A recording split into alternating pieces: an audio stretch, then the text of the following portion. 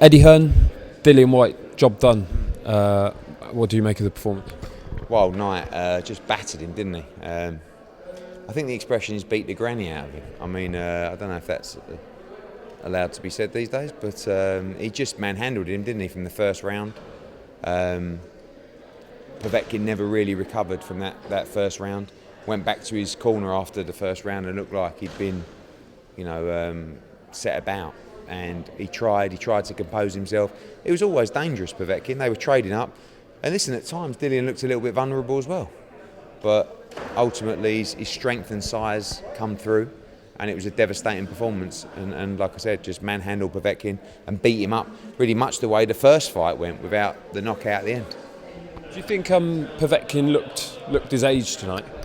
It's difficult to say. I mean, it was only, 6 months ago that he knocked Dillian Whyte's spark out. So I think that Povetkin is nearing the end of his career, but he's always dangerous, and he was dangerous tonight. I mean, they were trading up. In fact, I think it was a right hand that Povetkin took in the third or fourth round. I don't know how he stood up from that shot, but he was always looking for the one punch. And, like I said, I think Alexander Povetkin in the first fight, was probably approaching the back end of his career, and the same tonight, but always dangerous. But Dillian didn't make the same mistakes. What's next for Dillian now? Because obviously we know what's happening with the belts, the top of the tree. What is there? Deontay Wilder seems like the obvious target. What do you do now? I'd like to get him out in the summer, and I'd like to get him out in America, to be honest with you. I think we've got to really realise that it's going to be 2022 till he gets a shot at the world heavyweight title. So he's got 2 more fights this year. I love the Deontay Wilder fight. I think it's a massive fight. I think it's a stadium fight. It does huge numbers. So that's something we've got to look at as well. But I would like to see Dillian Whyte box perhaps in America in June or July. And he probably deserves a little bit of an easier shot. He only boxed once last year, I believe, because of the pandemic. And he's only boxed so far once in 2021. So he likes to be active. He says he wants to spend time with his family and blah, blah, blah. But I know Dillian Whyte, he'll be calling me next week saying what's next. So the good news is tonight, you guys said to me, what's next after this? And it was like, look, let's just win. So now we've won and we plot the next moves. But he's a problem for anyone in the heavyweight division. What's the strategy there behind America? Is it to build the Wilder fight?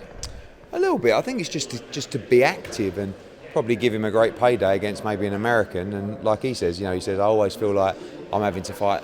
You look at his run: Chisora, Parker, Chisora, Whack, and that was supposed to be a little run out. Whack, Povetkin. So he's probably thinking, like, blimey, any chance of Rivas, thrown in there as well. So I think we'll see. We'll see what his plan is. But tonight, as I said, was all about winning and getting back in that great position. He said he wants to come back to Gibraltar in the summer. I mean, it was such a success. Is it somewhere you'll come back to? Yeah, for sure. I mean, we come here most years for the darts, so we've got a history here, and ultimately, they are majority of them British people. So when Sweet Caroline come on, they were getting involved. They sang the national anthem, and it was a great atmosphere, and it felt like normality again, didn't it? So for me personally, it put a smile on my face. I saw a lot of the stuff on social media with people saying, "Oh, I'm jealous," and how exciting is it that we may only be a couple of months away from seeing that in the UK? So, hopefully that returns and we can move forward and plan some huge shows this summer. And only a few weeks away from potentially 70,000 in Texas. Mad. Crazy.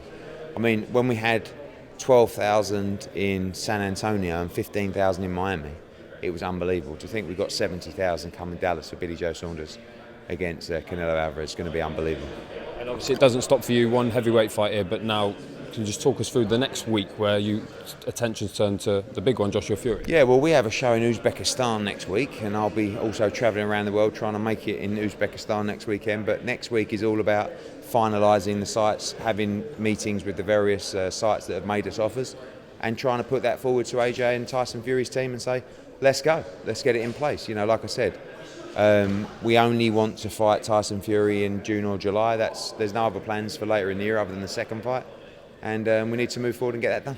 Gun to your head, where would you say most likely for that fight to take place? No, I mean, look, I think Saudi Arabia has obviously got the blueprint to make that work. They want the fight desperately. We can deliver it for them, and we'll see where we get on next week. Wonderful.